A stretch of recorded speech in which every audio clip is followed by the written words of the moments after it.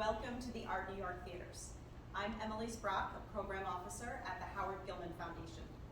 For nearly a decade, I have been honored to help provide funding and other resources to the New York theater community through my role at Howard Gilman, which serves a mission of supporting the most robust, innovative, and promising performing arts organizations in the city.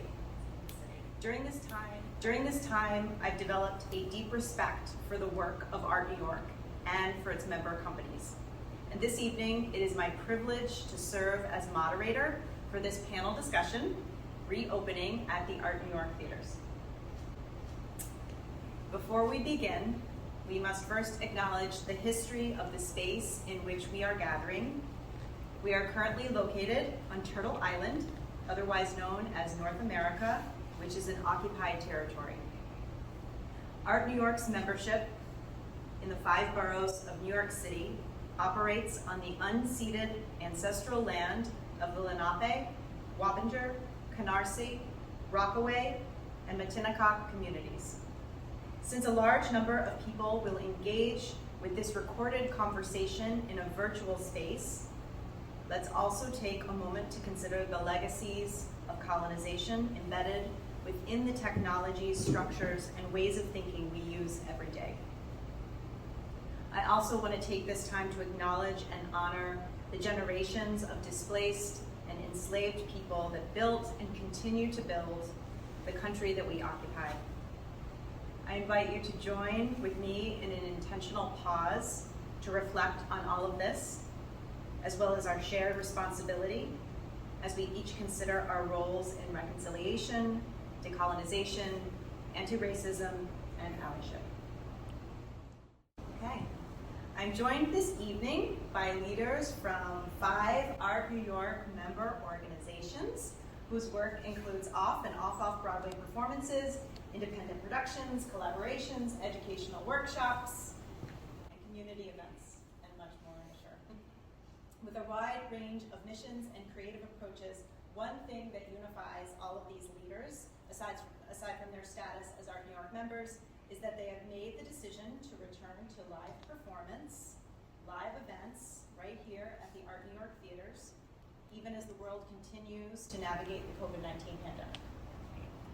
So as we get started here, I'd first like each of the panelists to introduce themselves and share a bit about the company that they work for. My name is Santos Schaffer. I use they, he pronouns, and I'm the literary manager for Pipeline Theater Company. Pipeline's vision is that an unbridled imagination is a force of magic with the power to provoke a more courageous and compassionate world. And what that looks like for us is productions of plays in spaces and now online, as well as a very robust new play development program, which continues to branch out and grow and grow and grow, which is always really thrilling. We have a play lab program and a play space program for new plays and slightly less new plays.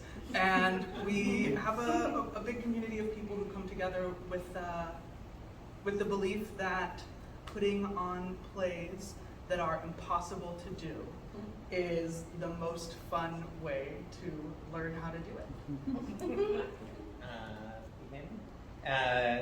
I run Untitled Theater Company number 61.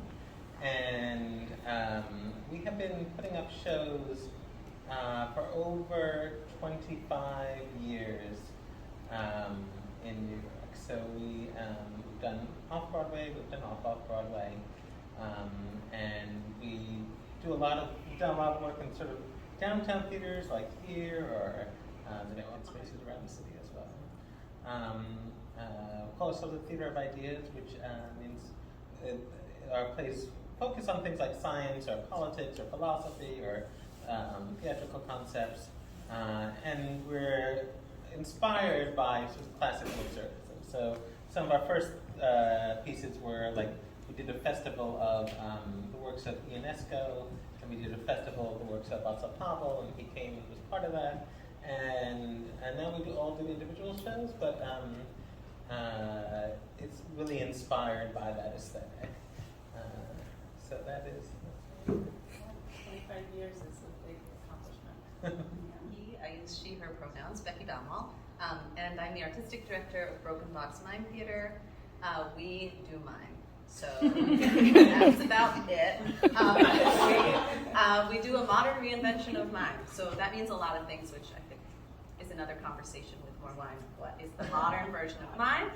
But we have a company model. So right now we have 19 company members, which is 18 performers, three of whom are on the leadership team, and one is our resident stage manager, who's also on our leadership team. Our mission is to activate the imaginations of our audiences, contemporize the art of mime, and remind us all of the power of simple storytelling.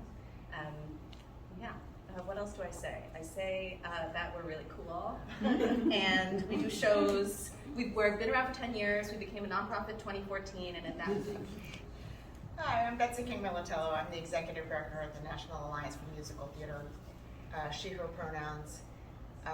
We have lived in the Art New York theaters for the last week, and we just moved out this morning, and I'm back, and delighted to be. Our mission is to be a catalyst for nurturing musical theater development, production, collaboration, and innovation. And we do that through two main avenues, educational resources and new works development. And last week was about both. We had our fall conference at our 33rd annual Festival of New Musicals last week here. And they are both designed to bring members together, bring the field together, and advance musical theater so that it does not stagnate, so that it moves forward and confronts the issues of today in a way that only musical theater really can. I'm Travis Burby, he, him. I am the Associate Artistic Director at Epic Players. Epic is a neurodiverse theater company, which means all of our shows have a mixed cast of people living with and without developmental disabilities, all sharing the stage together. We do a lot of different things. We are essentially trying to create more inclusion in the arts for people with disabilities and in performance. And part of the way we do that is advocating for change in the theater community, and also training the actors that are part of our company. So we have a lot of different classes that we do all the time in focus on all different kinds of performance things, and we do shows. We have a cabaret happening right now at Joe's Pub, so I'll be leaving a little early to go meet them. And then we also do a main stage show every semester. So we do plays and musicals. You're the last there. So can you tell us and anybody watching a little bit about what was going on in your company in March of 2020 before the shutdown? What were you working on? Working on one of our cabarets. I think we were just a couple weeks away from doing the cabaret, so we were pretty ready to go, and we were also in rehearsals for Midsummer. And when the obviously shutdown stopped everything, and we ended up pivoting, and we did kind of a first stab virtual reading of Midsummer.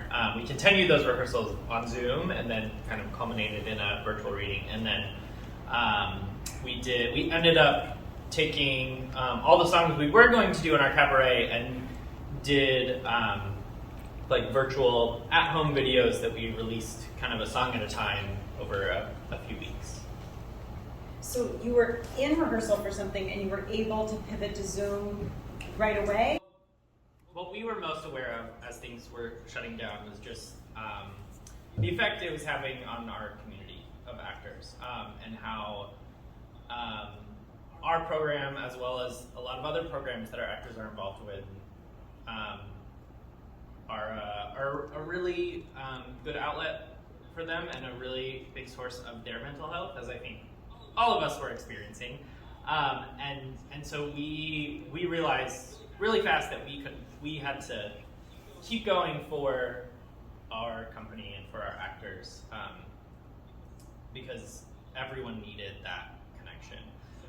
So so I think that first week was all planning, and then right away the next week we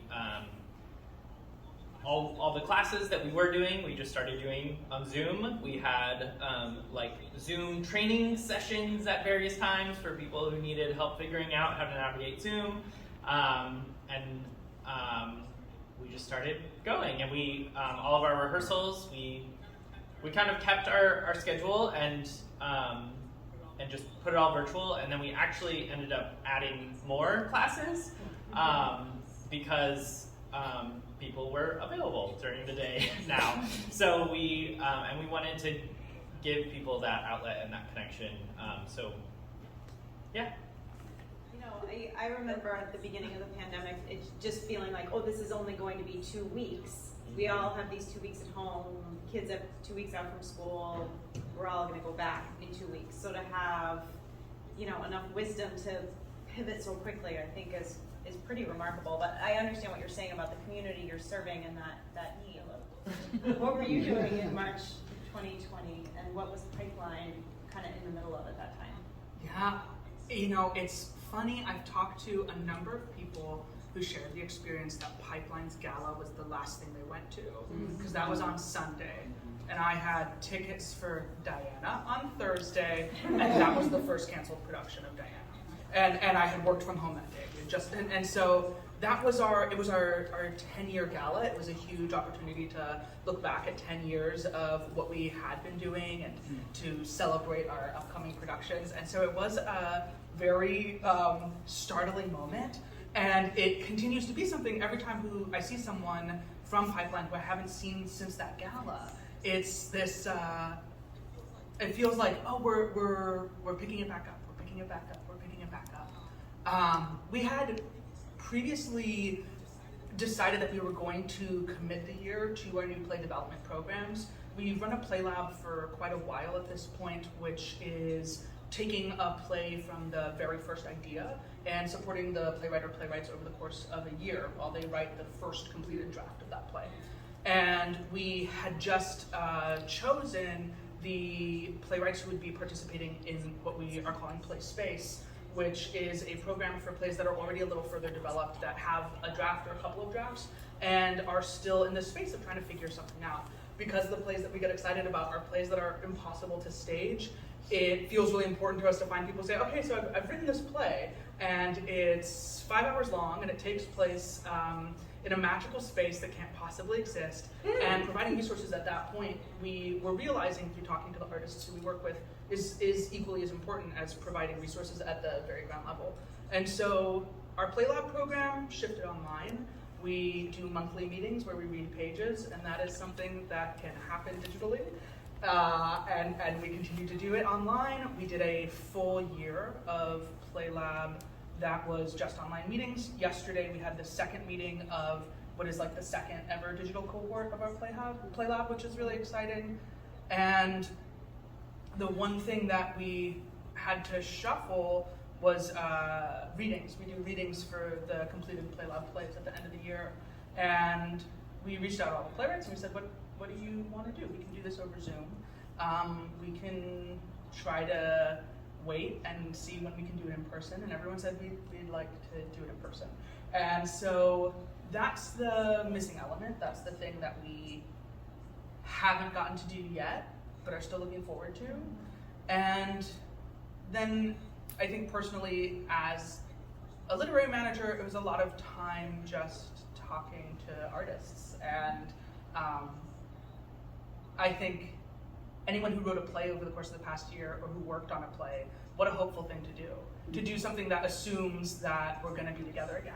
And so I feel like for me, a big, important part of the year was talking to people who are making stuff and going, oh, yeah, what's it going to look like when we get to do it? Because we're going to do it. Did you feel sort of a luxury in there as you were able to spend more time simply talking to artists?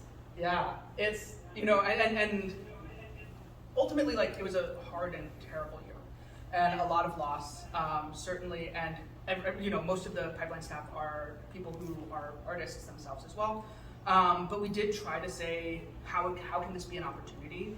One of the first things that we did as a staff was made this really long list of what are all the projects that we've been putting off. We really want to have like a really great artist database. Like, what if we moved everything onto Airtable? That has been a conversation for maybe 5 years. We started to do it, you know? And so there was something really nice of having the opportunity to spend time together that wasn't focused on, well, the show's next month, so we have to do the show. Yeah. To have time to say, what are our dreams administratively, and to say to artists, yeah, what are you thinking about right now? What are you thinking about for the distant future?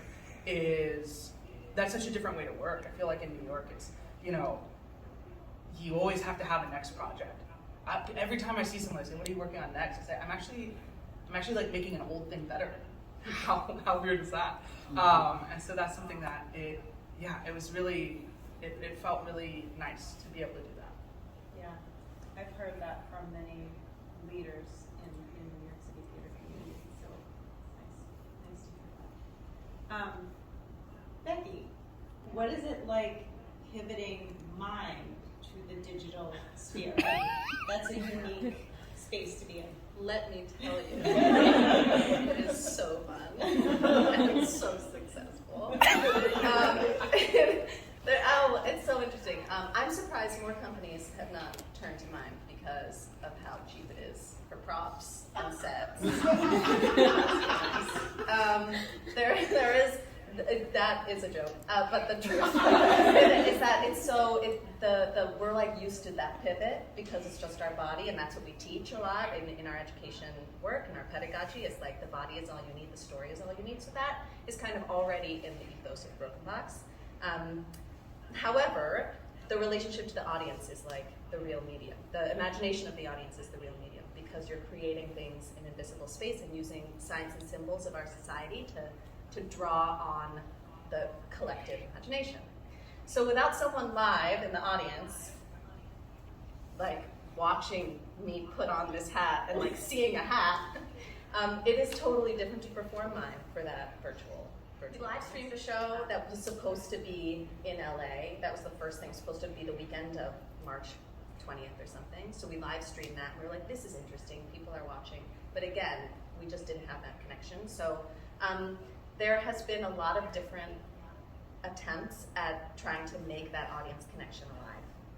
And that has been live streaming stuff, that has been bringing collaborators in the room and just working together.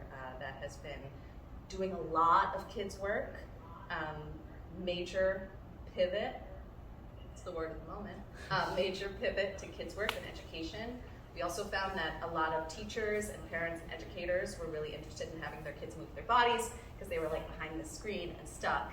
And also our work with kids is all about embodied social emotional learning. So kids are also like dealing with so much that we like to take the conversation below the neck and we allow kids to move through some big challenging feelings. So there ended up being a really nice place for us to offer our work. But all that being said, we need to be back in the theater, and that's why we're excited for April to be upstairs. Yeah. It does seem like a lot of companies were able to enhance their educational programming during this time because there was such a need for kids at home to have a variety of content. Edward, you did the first show back here at the Art New York Theaters, right? Post-pandemic, your very, very, very first show in August. So, what made you decide to do that slot in August, to jump back in, even, correct me if I'm wrong, before the city had even figured out what the mandates were in terms of vaccination and theaters and all of that? Yeah. You sort of jumped right in. So how did you get to that point where you made that decision to produce at that time? So we were actually doing a lot of work during COVID as well. There was a show that we were going to be moving to London, and that got canceled.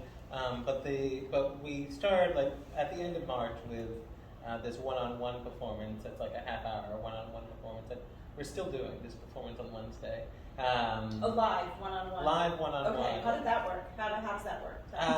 It's really great. I had 3 performers at first because there was a lot of demand, and people would make an appointment. At first I was having like this time to this time, people would make appointments, and now it's just by appointment. But and I would answer, and then I would talk to them, and I would set it up, and it's a 3-part piece, so they would see me intermittently through the piece. And what I loved about it is that it had that. It felt like theater, even though it was just one-on-one.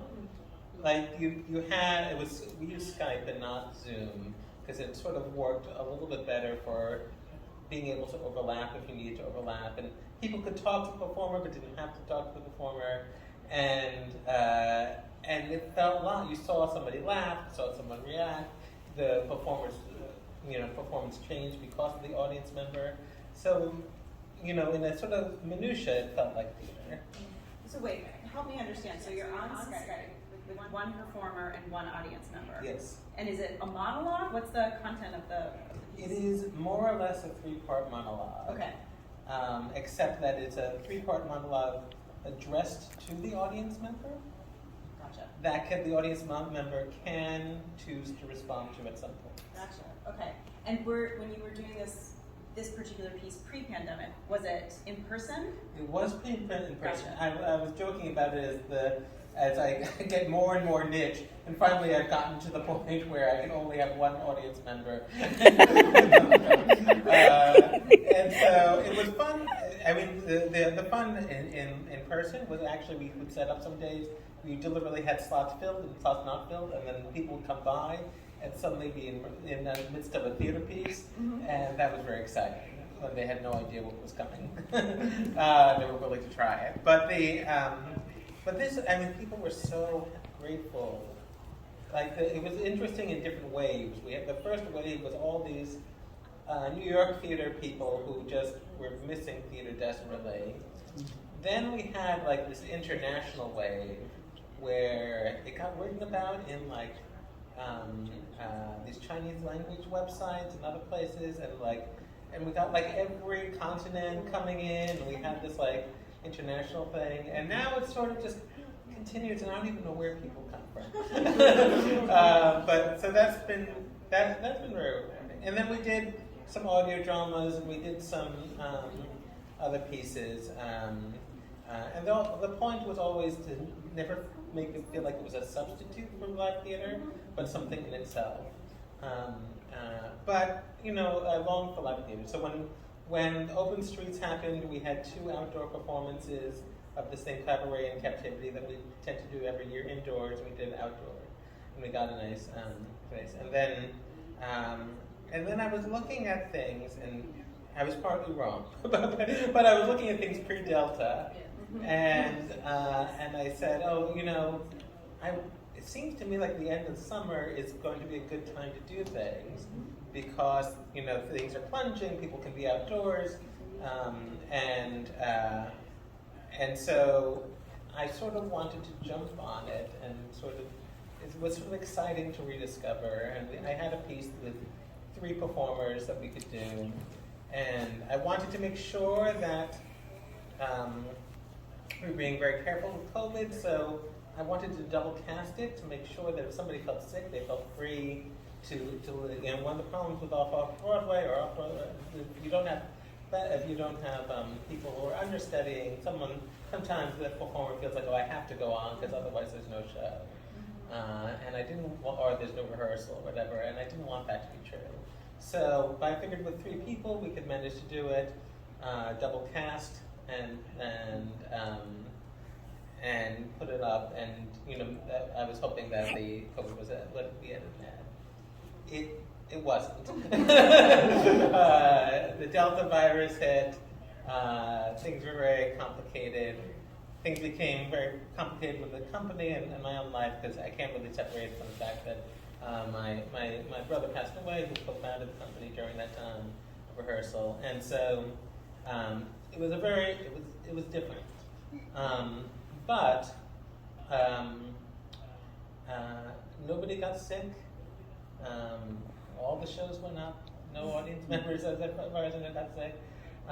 And I think we put on a good show. We live streamed it and we recorded it so that it was available in multiple ways. And I felt like I wanted to not go back 100% to pre-COVID times, but to sort of take the lessons of COVID and bring it forward. So I wanted it to be accessible to people who didn't feel comfortable in the theater or couldn't get to the theater or couldn't, whatever that would be. So that I was glad that we were able to do that, and of course now we have an archive of it as well. It was nice to be in the space with people. I mean, it was the first time, the actors came in to audition. It was an amazing moment. For as each one came in, most of them were experiencing acting, together with live people for the first time in well over a year. And the sort of joy of that interaction and having the physical ability to relate to the actors around them and have that feedback and work together. It was really incredible to watch and to be part of, and that never went away. Whatever surrounding difficulties that I was having during the show, those moments of being in the theater and connecting with people, and and I was very grateful to there were a lot of people who watched it just on video. They told me that they really connected on video, but I also felt like there was something magical happening that was being captured even more if you were in the theater, but wouldn't have even conveyed out into the video if they hadn't been together in space in that way. Well, I'm so sorry about your brother. Truly.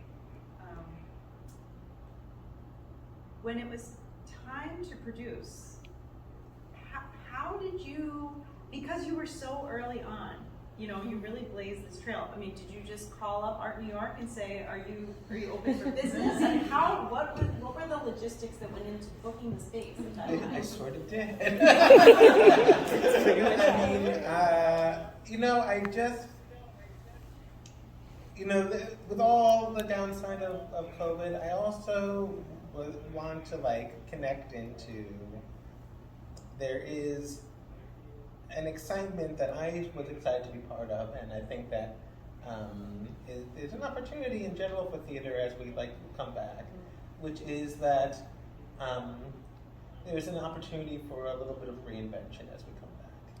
And I wanted to figure out what live theater would be for me when I came back, and I was excited to find that out. Now, it wasn't a radically different production. We were live in theater. It was, relatively proscenium. And the difference was that we had a digital aspect of it the whole time.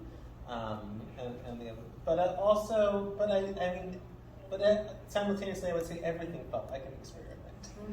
Every moment was what do we do with, with concessions? Are we comfortable with the concessions here? How are we going to relate in the dressing room? Or how is everything was something to be discovered, part of that sort of discovery. And what did the double casting do to your production budget? Oh, everything was terrible. We didn't get audience, and we had a deficit there. It upped the production budget because of the rehearsal and the and the costumes and all that stuff. It was not a wise financial move. But there were only 3 of them, and I loved both casts, and artistically, and this was unexpected, and I guess this is also a way that I felt was exciting because it let me do something totally different as a director than I ever done. I decided that they would be their own productions. And they were. They felt totally different. Those 2 casts felt completely different. Everybody who went and saw both of them.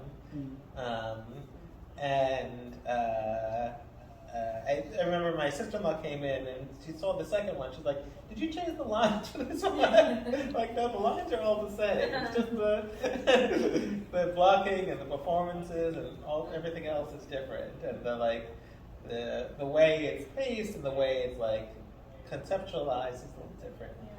And so that was great. That was really fun. An unexpected artistic sort of fulfillment there, and the ability to give two sets of artists Yes, a job. very much so. Yeah. I was very happy, and they were all. I mean, I got lucky. They were all terrific people to work with, and yeah, I really was glad that they seemed to be really happy to be on stage, and I was really happy to have. I think the second big event here since that show was the NAMT, National Alliance for Musical Theater Festival and Conference, which just ended a couple of days ago. So tell us, what was it like producing both conference events and festival events in this space, and why did you choose Art New York?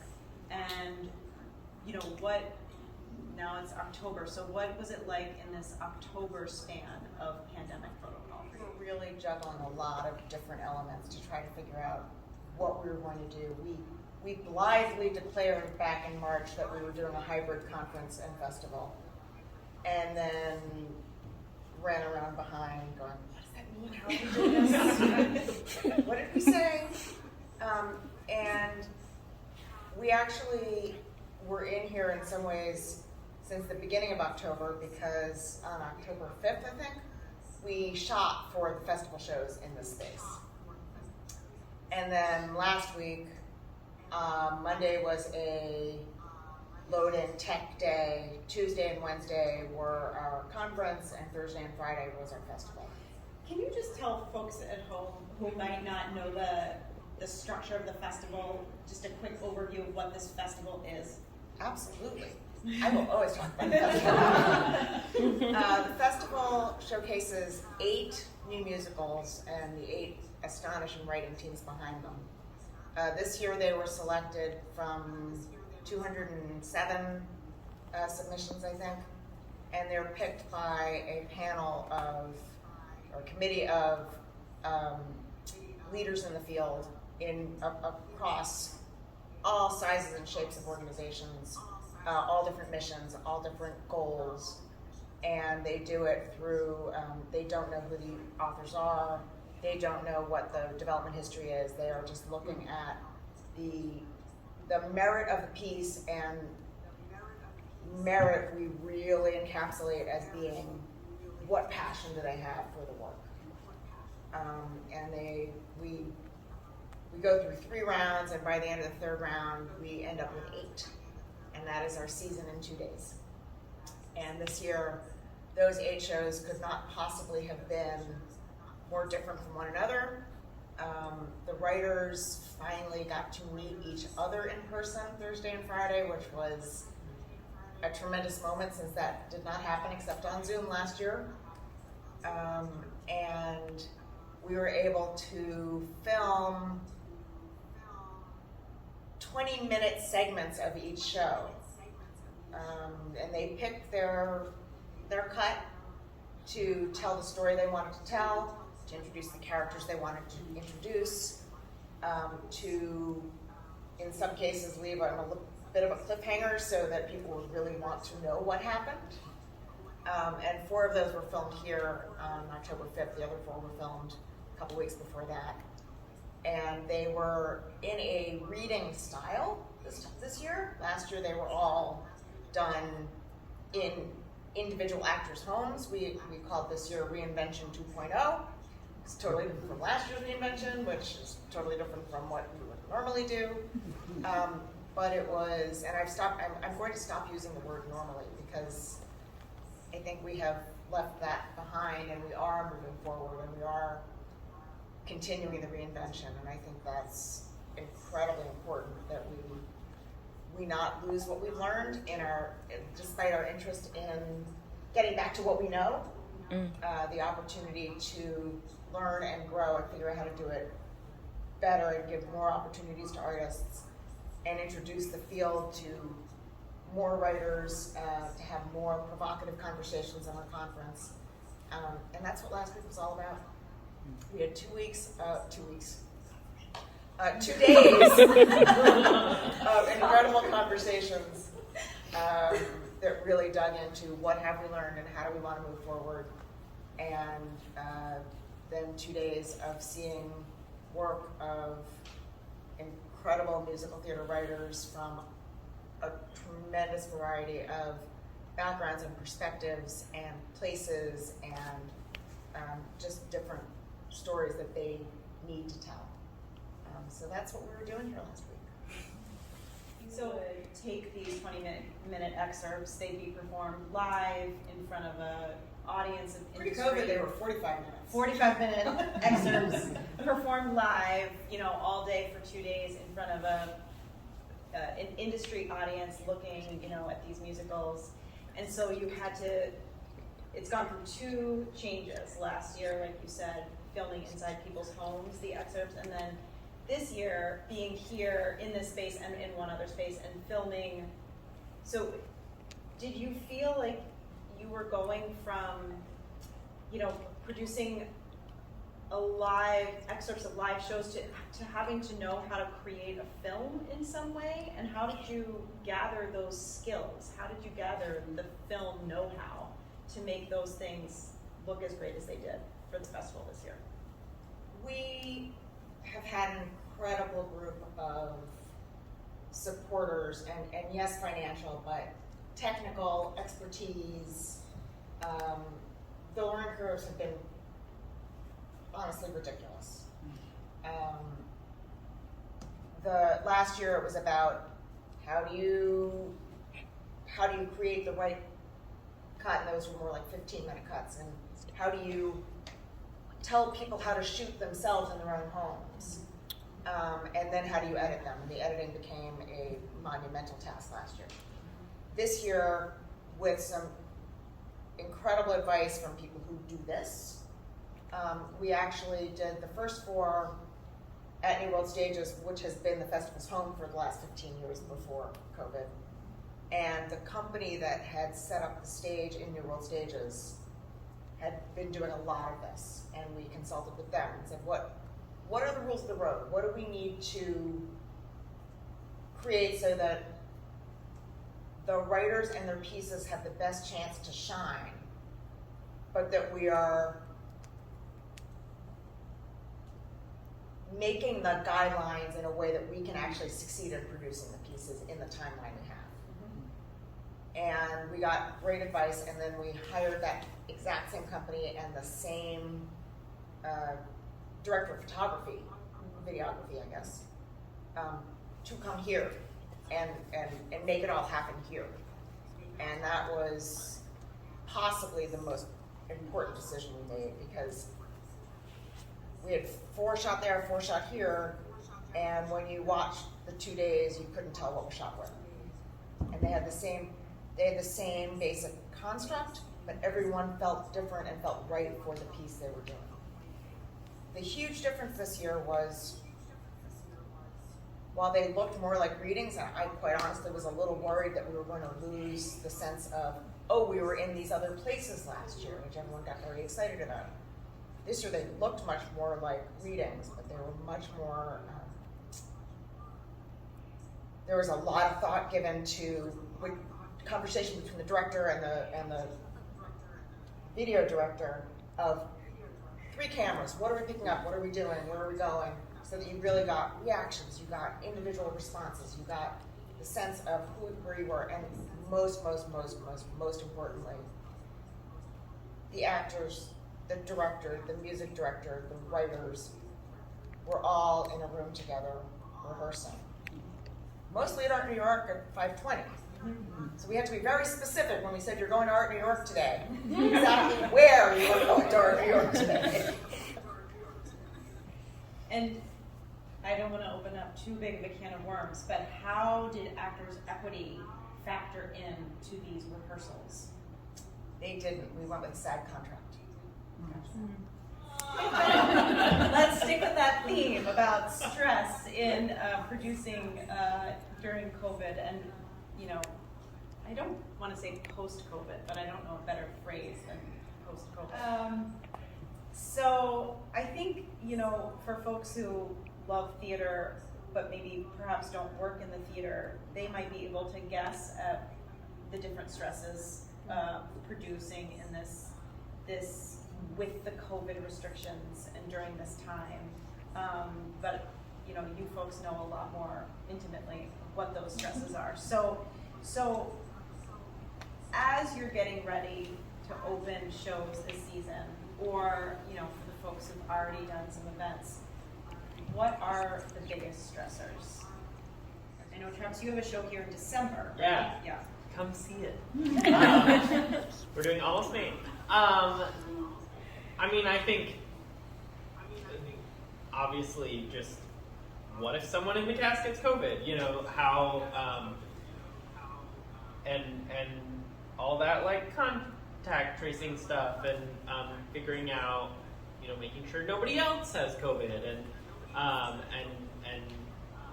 filling, you know, do you have swings or do you we're looking at doing a situation where everyone in the show is understudying another role in the show. So I think that's the biggest thing, that what do you do if the thing that you most don't want to happen happens? And just kind of trying to figure out a strategy to deal with that. So, as you're worried about actors possibly contracting COVID, what are you doing for testing? Are you doing rapid tests? Do you have like a testing schedule? We don't yet. We're working on kind of nailing down what all of that will look like exactly for our show, but we're looking at having someone like a nurse on site to COVID test, or you know, getting our own rapid test, seeing if we can find a funder or company to donate that stuff, or if we just need to get it. I had more to your question, but I forgot. I can tell you, my husband also produces independent theater, and one of his biggest stressors recently, as he's been developing this new piece and having to get together with artists in person, is the purchasing of the at-home rapid tests, and you know, timing it just so that he shows up at CBS just as like the delivery truck, because they sell so fast.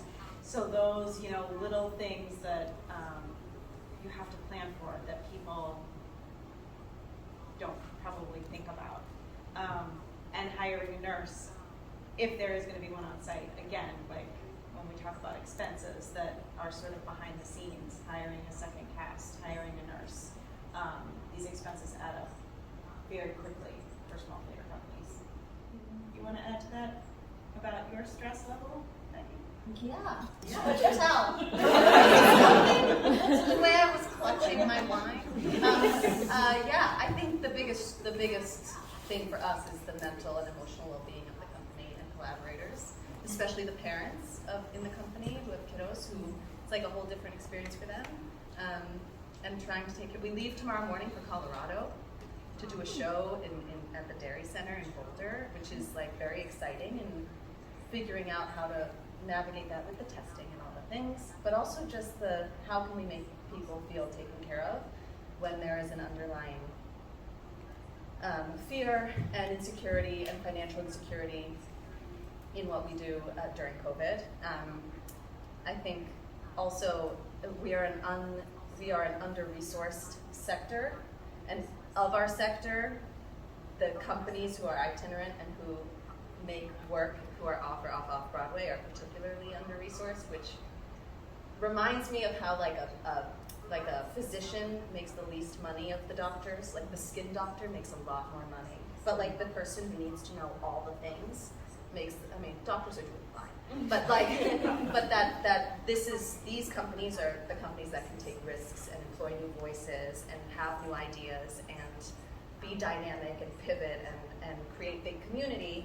And so we're like such an essential part of the ecosystem of theater, but we are quite under-resourced. So I don't have money to give my actors as much as I would like, and their part-time jobs that they're doing to supplement Broken Box are not great right now because of COVID. So that's the biggest stressor for me, is making sure that they have the mind space and body safety especially during a period, for some more than others, during a period of reckoning of racial injustice and all kinds of other injustices. How do I make them feel safe and give them everything I can without also draining myself? Any other stress that anyone wants to get off their chest before we move on from this topic? I feel like the theme of resources and funding is something I think about a lot. Outside of my work with Pipeline, I work in fundraising at the intersection of arts and social justice. And something that a lot of people I know have experienced is this year, a lot of organizations got more government funding than ever before. Through PPP loans, through employee retention credits. Also, the City Artist Corps grant is amazing. There's a bunch of artists who just were given money for the first time ever. And a lot of foundations increased their payout or created general operating funds that didn't exist before or that were restricted before.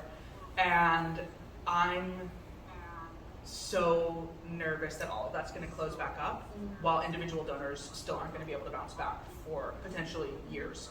And I think that that to me is when we're looking at a bunch of progress that was made because people had a different amount of time and a different amount of resources. A lot of that needs to maintain in order to progress. And I think that for a small theater company, a big grant that doesn't come back can hurt a lot. And so that is something that stresses me out, both as a artist and administrator, but also as someone who feels invested in the field. I think that the field will be hurt without support. Yes, you've articulated a major, major fear that sometimes can feel counterintuitive, that there has been a tremendous influx of resources, especially government resources this year, and I think how can that be a bad thing? But it creates a real cultural fear because chances are it will not be replicated. So how do organizations move forward? So the only other thing I would add is the creating an event in our case, or events, or creating theater. What we found was that there were a lot of unexpected costs that added up to more than we really anticipated, and we thought we had really anticipated. But things like, and they're little, but the little things like the messenger to get the tests to Brooklyn and get the, we had one show in the festival was about a deaf Welsh sniper, and we had a director of artistic sign language as part of the staff for that, and we had deaf performers in the cast. I had not thought about the need to get transparent masks for the rehearsal room. So again, not a huge expense. Absolutely necessary, had to do it as quickly as we possibly could, but all those little things add up. And when you're used to really understanding your budget and what the variables are, when new variables kind of parachute in, it becomes a lot more challenging. Of our piece were probably budget things. Like the set cost a lot more than we expected because materials cost a lot more than they usually do. But not only that, like the set designer would order things from Lowe's and then they would not come because there was no truck driver. And then he would try and find his own truck and get it, and they'd get there and the materials weren't actually there. And so like days would go by, and then you have to hire people in a like hurry to try to get it all together. Like all these things about like this society not completely working the way you expect it to. And even like, like stupid things, ways that I tend to publicize the show that weren't available for me to publicize because nobody else was really doing shows at the time. It might have like smoothed out right now, but also it's just hard to like create that connection.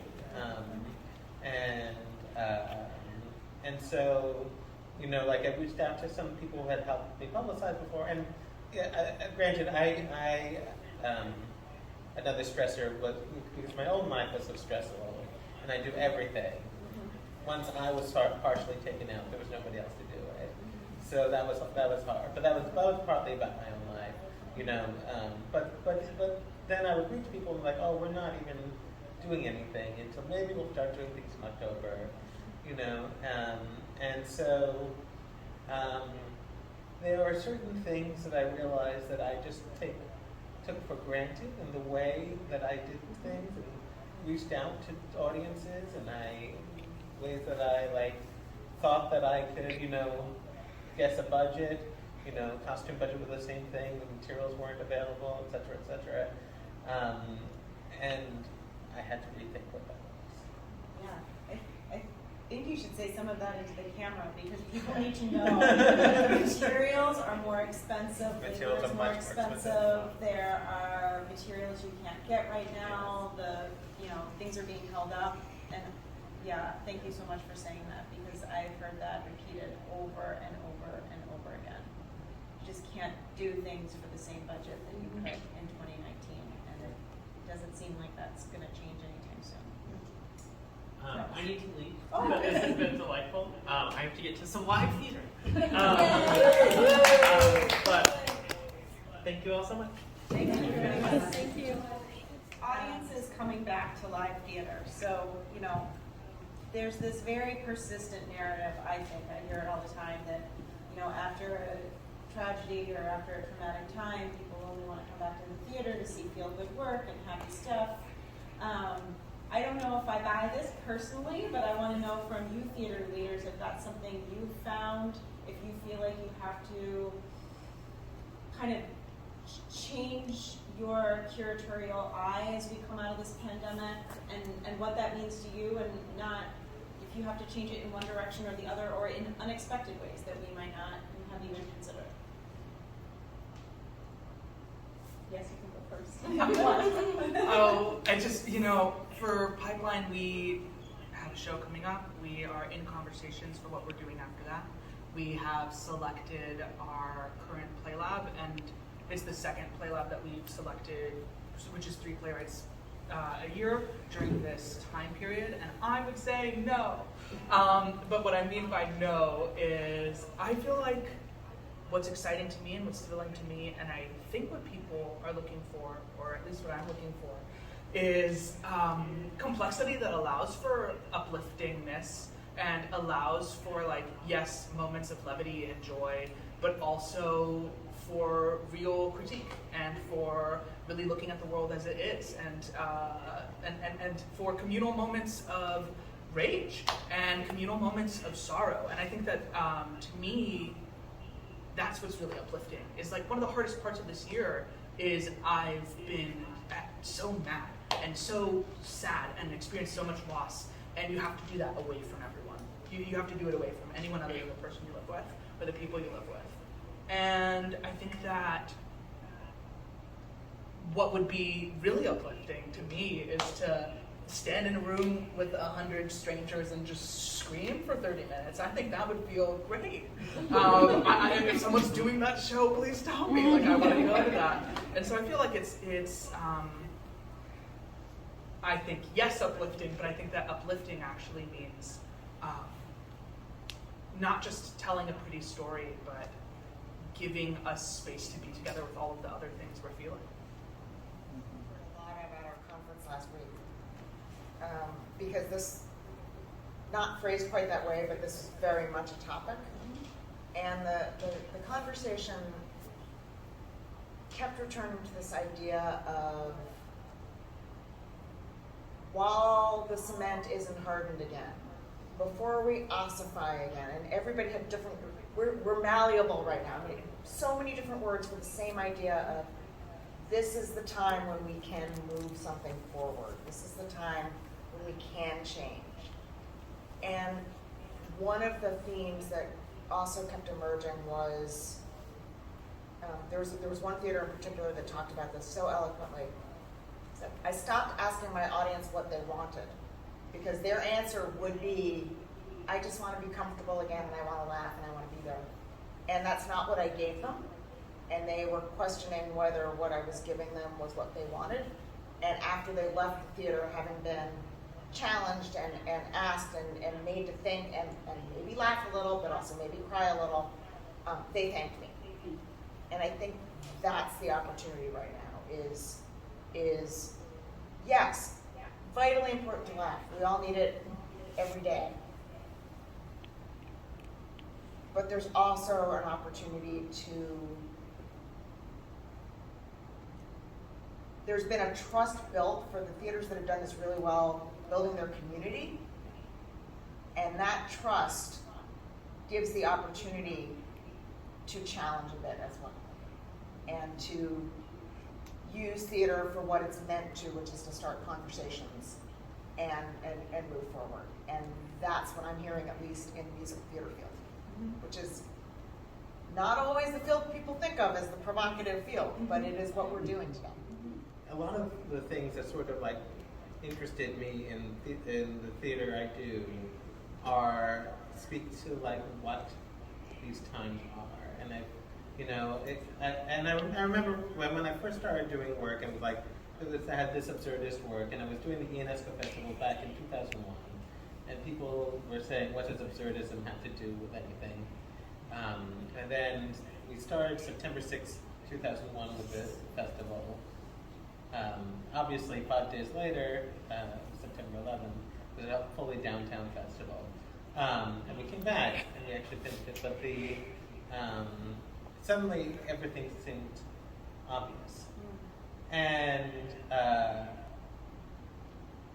has continued to seem obvious for the last 20 years, but only more so. And I think the thing about absurdism is it embraces the dark, but it does it through humor, I mean, that's one of the things it does. And I think that's, I think, escapism isn't quite it. I think it's finding the ways to cope through the darkness, finding the ways to cope through difficulties. And I think that's one of the most valuable things theater does.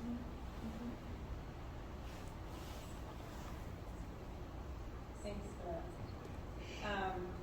So I know that some of you, and maybe Travis, submitted some questions for each other, and I don't know who submitted what, but I thought this one was particularly interesting about your relationship with one another and the community, your own community of whether it's off-Broadway or off-Broadway or Art New York members, however you define, or indie theater, however you define that community. What is your responsibility to show up for one another? And is your responsibility to one another, or is it primarily to your audience? Or I guess is it primarily to your artists? And I know you're all going to say it's all of it. But maybe a little bit deeper about where your responsibility really lies coming out of this pandemic, and how do you show up for one another and one another's events and shows when there are hundreds and hundreds of small theater companies, all in all, thousands of theater companies in New York. How do you build that community? Sorry, I know that was a big question with like many parts to it.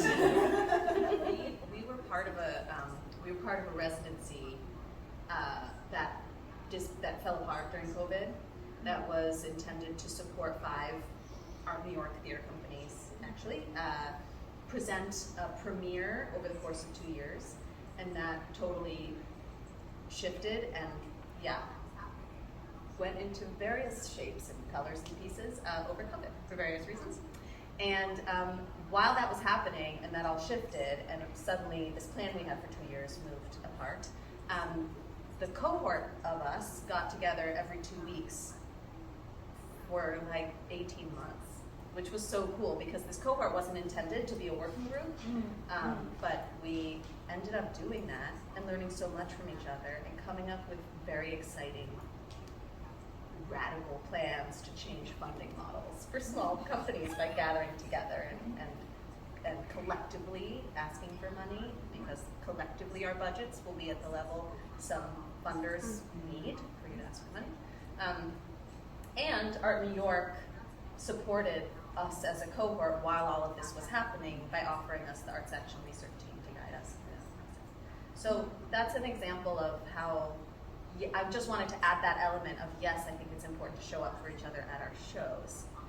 And showing up for each other can mean a lot of things. It can mean being there physically, or sharing it on your e-blast, or talking to someone after and saying, I really had a conflict with something you did on stage, let's talk about it, and starting dialogue.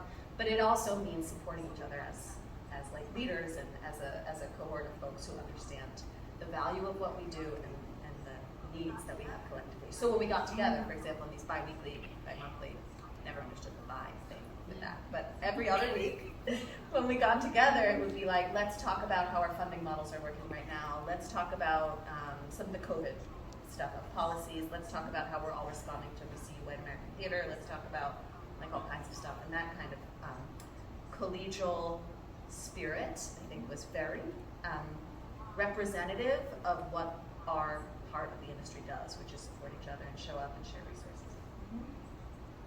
I've heard a lot about different kind of pockets kind of banding together during this time, whether, whatever it is that the organizations have in common, whether they were resident companies together somewhere, or they're all, downtown theaters with a $2 million budget. They find some commonality, and they have been meeting quite regularly, these different groups, which seems, sort of going back to what we talked about at the beginning, there's been more time to devote to these things, to be able to meet with your peers and talk about this. And I love this idea of these companies coming together and sort of changing some of these funding rules. But we'll be calling you. Yes. Well, interesting enough, this is a conversation that I hear much, much, much more in the dance community. Yeah. Small dance companies talking about and experimenting with collaborations where they either put all of their back end work together and create like a collaborative company, or different models where they can kind of tap into, that kind of collaboration and present as one company. So I haven't heard about it spoken about so much in the theater community. So this is really, I think, a really exciting conversation, and one that you should hang on to. Anyone else want to add to that conversation about collaboration or how you show up for one another, either what that looked like pre-pandemic or what that might look like post-pandemic? I'm basically looking for people to collaborate at this point. I did the Alma Baya physically, on our own. Just, we've actually had a lot more collaborations in the past, but it was just at a time that was hard to find, and that was, for the folks at home, that was the August show. That was the August show. That was the August show that we did here. And that was fine, but I also feel that we need to connect into the community. And whether it's sort of and that can take all sorts of different forms. Whether it's co-funding or, finding a group of people who really are a little more active and trying to promote each other, and promote, everybody's work and relation to that. Or, I've always believed in going to work and trying to do that whenever possible. It can be hard sometimes, but I try to do it. But I do feel like the stuff that you talk about, connecting on applying for funding, connecting on in terms of working together. It's something that I feel the need for, particularly after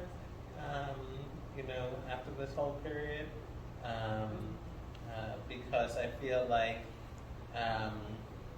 because things are difficult in various ways, and I feel there's I feel the need for connection through the community, and support, and support, and I want to be supportive, of the groups in the community. So I don't know the answer of what that looks like fully. Mm-hmm. but I'm looking to see. Just in general, would you say, all four of you, during the shutdown, did you feel more connected to your colleagues outside of your company or more isolated from your colleagues outside of your company? We're a member service organization, as Art New York is, and it became critical to everything we did to connect our community. And as part of that, we got to know a lot of our members better. Because we were online and we could provide a forum for anyone at any level of our member organizations. We met people we never would have met in person days. And that's one of the things we're trying to hold on to now and figure out how to make sure that we don't lose those contacts, don't lose that accessibility, don't lose that sense of communication across the membership. Because it's been vital, and we are, while our town halls now are not as well attended, because as I say to people when they email me and say, I'm so sorry I'm not going to be at the town hall today, we're in tech. I say, good. I would rather you were doing than talking, that's great. But there's still demand for them, and we get together now just monthly on the general town halls, and we still have functional town halls with marketing staff or development staff or education staff. And the connections that we have made with them, and even more vitally that they have made with each other. We are committed to making sure that we continue to provide those channels, because they've been so important and they value them so much. I felt a little bit more isolated, to tell you the truth. And it's funny because I've certainly had those Zoom meetings and those, and in some ways I felt a little more connected to our audience tonight. We had to focus on performing for one. The great thing about it is that I have like a 10-minute conversation with every audience member. And when we did Alma Baya, I was able to talk to people who came in, probably because it wasn't a huge audience, but there was something that was connected. But I didn't get to see that many theater people. When we did the piece, and this may have just been timing, but there were actually a lot fewer theater people in our audience than usual. It was actually much more of just our like general audience who showed up rather than the theater audience. And I wonder whether that was just because people were, some people were out of town, some people were just trying to figure out the beginning of their thing. But it also made me a little bit sad that I couldn't share it more with some of the theater community.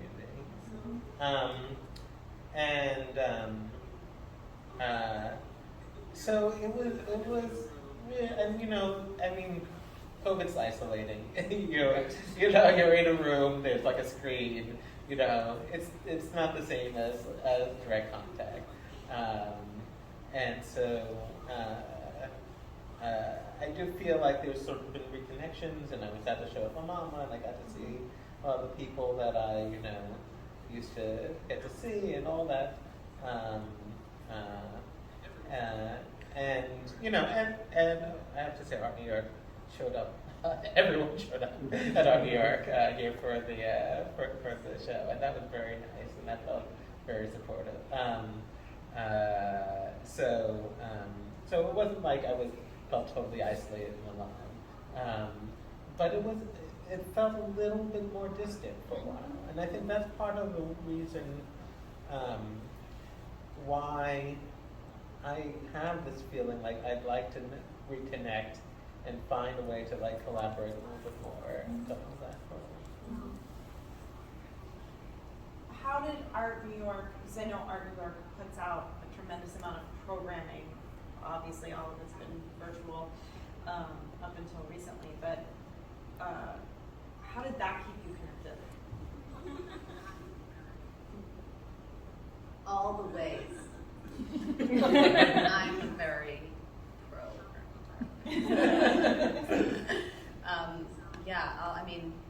from the redesign of the weekly email to like the updated offerings that are responding to the needs of our sector and how our sector is leading in a lot of issues and concepts and policies and practices around social justice and racial justice and accessibility and consent and sharing, at the end of that weekly list, like here's all the stuff that's going on in the theater community right now. Continuing to offer, all the things. I feel this is the only place where I feel comfortable with evangelizing, and I just feel very grateful for that. Also, in addition to that, what I described of the theater leadership program being specifically funneled toward this cohort that I was a part of, which was a huge support. Also, we had a piece that we wanted to film, and we were able to do it here at the theater, that we could film and then share, which was a piece that was about anti-Black racism, which was the first time Broken Box has ever created something specifically that is critical race theory for kids. So that process happened here, and the folks here were very supportive about doing it. And when that premiere date fell apart, like as I described, that's why we're doing it. Our premiere's happening here in April instead of at the theater where we were going to be. And we're still in the middle of COVID, so if there was that thought process of, okay, if in April there's another surge or something else is going on, at least our money is going to Art New York. It's like library fees. It's like it's all gonna come back to someone you want to support. You know what I mean? So all of that feels like a strong and continually self-reflecting and self-bettering home base that has given Broken Box for sure a lot of support and a sense of connection when I too have felt quite isolated from the individuals, not isolated from, I think we're all having a shared experience of connecting to why we do what we do. So when I see people again, I'm like, there is a connection of experience there, but I feel quite isolated from the experience of going to theater, seeing each other's shows, understanding what kind of art people are making, all of that. Are grappling with anti-oppression and anti-racism in their own ways. So would any of you like to speak to how your company has been working in that realm during this time? I feel like it's really easy to go like, yeah, we're anti-racist, like for sure. And I think that there's a presumption in theater, or certainly like I have this, where I'm like, oh, if someone does theater, obviously like they're a leftist. Because they do theater and like, so dumb. Which, is not true and is unhealthy. And I think that one of the biggest things that it has been so important to be focusing on this past year, and that Pipeline started doing these monthly community gatherings, and they've spanned everything from what does racial justice look like within our organization to what does a contract look like. And the actuality is like those two questions, for example, are the same question, and that every question has to come from a racial justice perspective. And beyond that, anti-racism and pro-access and equitability have to be written into an organization's bylaws, into their board structure, into their mission, and into their budget.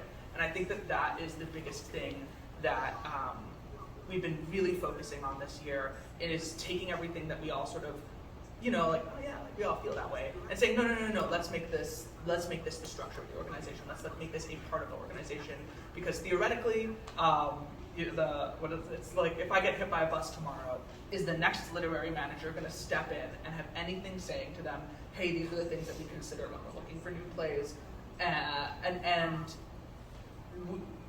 Yes, the answer now is yes. And I think that that's something that has been really invigorating to be focusing on right now, is making sure that it's hard-coded and making sure that it's innate and that it's something that isn't just a feeling we share, but is actually like in the thing that is maybe the least interesting of all and the least exciting of all, but that like if you look at the budget, if you look at the bylaws, it's there.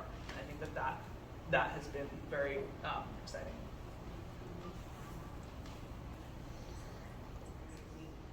We have really looked at we've made a statement, everyone's made a statement. We have really thought about what accountability looks like and about getting specific. We're going to do this, and we're going to do this, and we're going to do this, and we're going to think about all these things, and we're going to check in on ourselves and get accountable. And we're asking our membership to make sure we're accountable, and we're asking the field to make sure we're accountable. And then there is a level of responsibility, and Art New York has done this amazingly well, of modeling behavior. You are going to be a member service organization for a field, and you're going to lead conversations about what racial justice looks like in our field and what you can do today. You have to be doing the thing. You can't be just talking the talk. So that's been really a core of what we've been doing, and it's in our town halls we've had weekly and then bi-weekly, and now that's every 2 weeks, and then monthly conversations about where there's been a prompt, and we've asked our membership to have conversations. Our membership in any given town hall is from a rural town in Vermont, it's from a large theater in Utah, it's from a mid-sized theater in downtown Philadelphia. So the range is astonishing, and their starting points vary so much. So the conversation very actively has been, no one apologizes for where they've been. How are you pushing forward, and what is the goal, and where are you going? Don't use where you're from as an excuse not to get to where you need to go. But how are you getting there, and what are your steps, and what are the conversations you're having? And how are you involving your board, and how are you involving your staff, and how are you involving your community, and what questions are you asking, and so forth and so on. So it's been a really fascinating journey that we are still all very much on. We just announced that as our own self-examination of what gatekeeping looks like. 2 years ago, we got rid of our submission fee for on-time festival submissions, and we just announced when submissions opened on Thursday that we are dropping the endorser requirement. And these are important things. Logistically challenging, but vital to the responsible leaders in the field we want to be. And can you just say what the endorser? Yeah, so historically, for forever, I believe, a submission to the festival has had to have an industry endorser of some sort. If it was a non-member, it was a letter of recommendation, basically, and if it was from a member, it was, yep, I'm endorsing that. Because we know our members, and it's a member benefit to be able to do that. Well, so we took away that member benefit,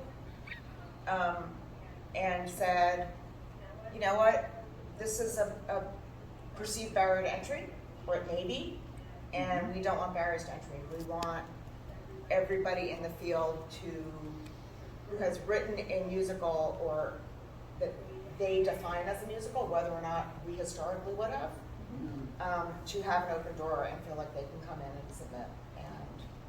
And so we made the change.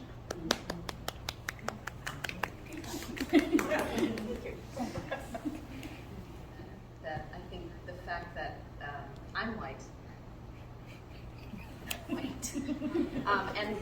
I think it's not an anomaly that the panel today is at least majority presenting white, and I think that's just noting that there's no one on the panel who but I want to point that out and say that I think it's evidence of the kind of changes that have to happen in our sector, even though we're the ones who are like taking lots of risks and doing a lot of the work of change. It obviously needs to change a lot of our norms. One of the big things that we've been doing is for the Colorado, I'll give just an example. For this Colorado trip, when we're going to the Dairy Center. Tomorrow. Haven't packed. Doing laundry tonight. The trip to the dairy, this was like a buyout, you know, they gave us $10,000 to go there and do our show. with a bunch of people, 2 shows in rep for a weekend.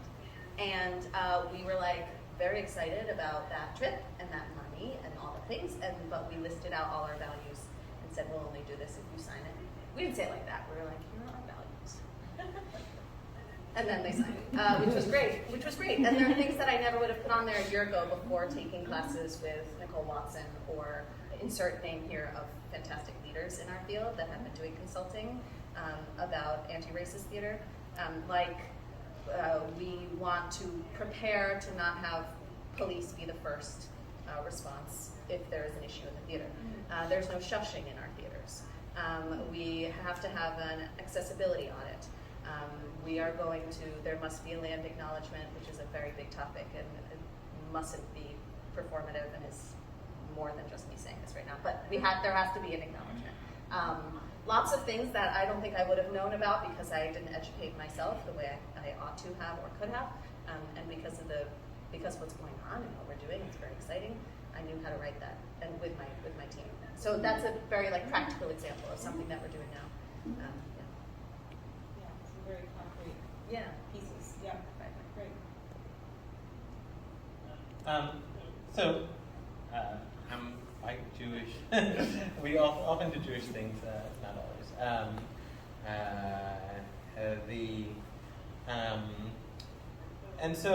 And I'm also sort of the main artist with the theater company.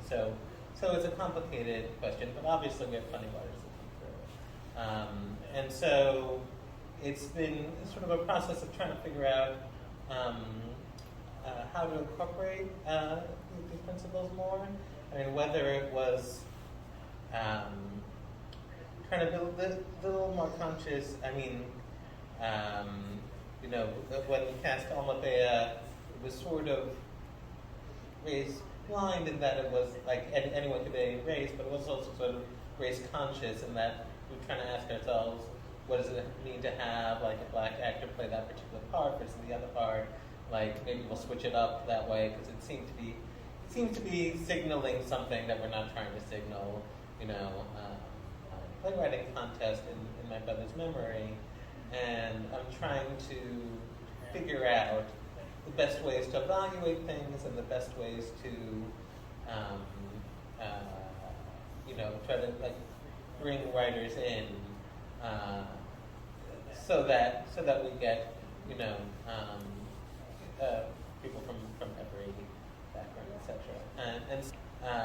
I mean, we're probably going to have anonymous submissions, but beyond that, we're trying to it's also where we reach out to, where we sort of ask for submissions, that type of thing, and finding those ways to sort of create from scratch a new paradigm of bringing in. Saying one thing you're excited to return to when the world fully reopens, and one thing you'd like to hold on to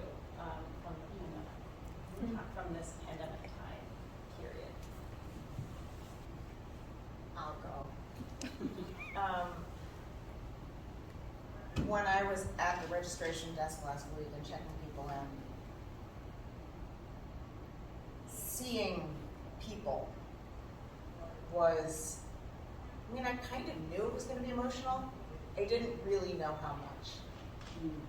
And when I got up on the platform, on the stage to do my welcoming remarks, and there was a full room here, I kind of almost lost it. It was so, you had this illusion that you were strong and that you were used to Zoom and you can communicate and you can do anything you want until you can hug somebody and greet somebody and have a multi-directional conversation without worrying about whether or not you're on mute.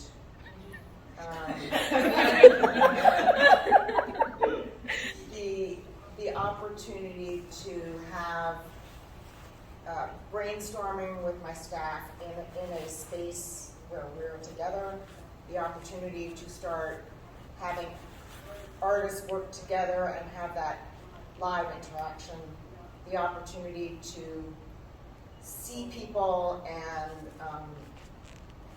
confirm that they have pants. It's different. And I think we all sort of steeled ourselves to accepting that we can do this. And the reality is that we need each other. And that has meant an incredible amount to me last week, and I can't wait for it to continue to grow. That said, I am not going to lose touch with all of the members and people and artists and everyone that we made connections with. And figuring out how to do both of those things is a challenge, but a really exciting one.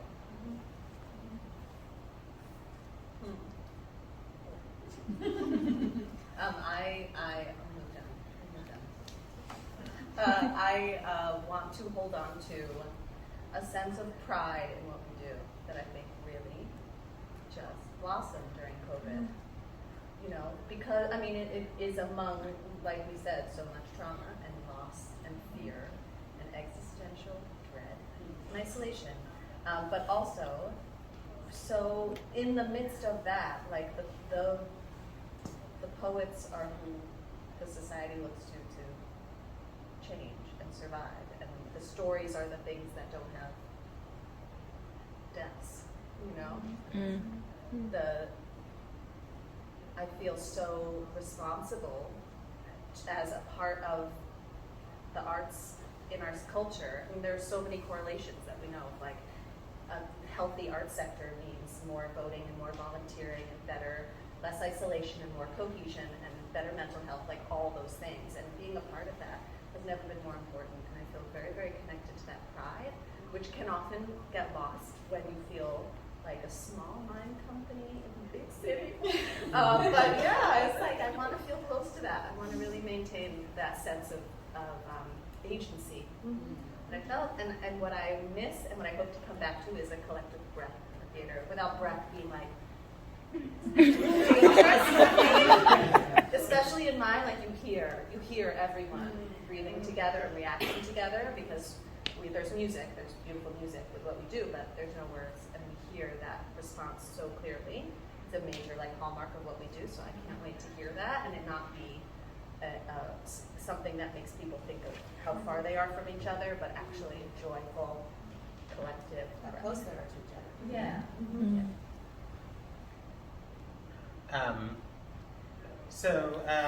Yeah, I mean, I mentioned I'm still doing Performers for One, and I intend to keep on doing it as long as we can go. One of the reasons is it does a lot of things that I'm really happy that came out of COVID, which is accessibility. You know, it reaches people who for one reason or another, you know, aren't going to the theater but want to experience theater, and that, you know, whether it's physical limitations or whether it's you're in the middle of nowhere, but you want to have, you know, and then also the international aspect of that, the reach of it, being part of that international conversation, and then the ability to connect individually with audience members and have a sort of a little bit of, you know, profound connection there. All that is really great about what happened during COVID. The best thing about Alma Baya was hearing the audience laugh, and it wasn't even a comedy. I mean, it had comic moments. It was absurdist, whatever. You know, it was dark and comic sometimes. But it wasn't like we were doing a farce. But, you know, it's really, you don't learn about a play unless you hear the audience.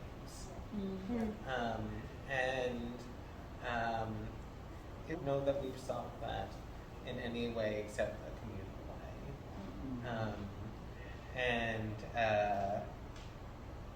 And you know, I often relate to like theater as sort of, I'm Jewish, but also theater is my religion, because like it feels like this holy place to be in, and to this communion that's going on with the people around you, and it is. It sort of feeds my soul that way. And so even just being in the audience that's laughing or responding or feeling there's just an alchemy that happens there that I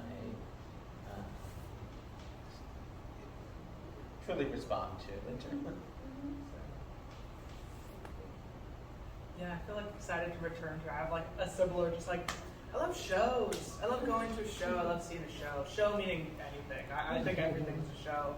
I love shows I don't like. I saw a show I didn't like the other day, I guess a week ago, and I was like, oh my god, like, this, I'm so glad I'm seeing a show I don't like. Like, this is so valuable. And like, I've been saying to people recently, like, I think there should be more bad plays. I think my new policy platform is I think every single person should get $5,000 a year, and they have to put on a play. Every single person has to do I see all of them. Like, I love seeing plays. I'm so excited. I was like, I love plays in a way that I think is very uncool. I'm like totally aware of it. I'm so excited. I love plays, and I'm just like, every time I go see a play now, I'm like, oh my god, I'm seeing a play. I'm going to the show. And that's it's just like, oh my god, I love shows. So that's what I'm excited to return to.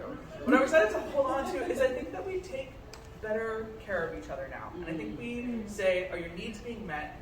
And then we listen to the answer, and then we try to meet those needs, as opposed to just assuming that everyone will do it for themselves. And saying, well, if they're not here, it's because they don't want to be, as opposed to because something else is going on, or they couldn't, or it wasn't accessible, or whatever it is.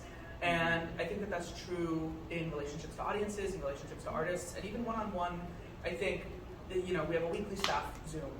And that space of coming in and saying like, hey, I know that we have a short meeting today. I also have to talk about like, I've just had a hard week, is so valuable and so meaningful. And I think that we have to hold on to that, the sense that we are providing community for each other, and there isn't a point in doing this if we're not, because then we could just do something else that isn't as hard or is more lucrative, or who knows. But that I really felt held by my community this year, and that is so much. That's everything. Well, thank you for those wonderful answers and for this entire evening, for coming out and sharing with everybody here and everybody who will watch in the future. I'll thank my colleagues at the Howard Gilman Foundation as well, who work with such integrity all year long to support the full breadth of New York City's theatrical ecosystem. And to all of our viewers, both here and in the virtual space, thank you for joining us. These opportunities to gather and learn from each other are essential to our community's recovery and growth. And of course, I want to thank A.R.T New York, all of our New Yorkers here, for bringing us together, for holding this space. And I encourage you to visit A.R.T New York's website for more information on how you can create, attend, and support New York Theater. Thank you. Have a good night.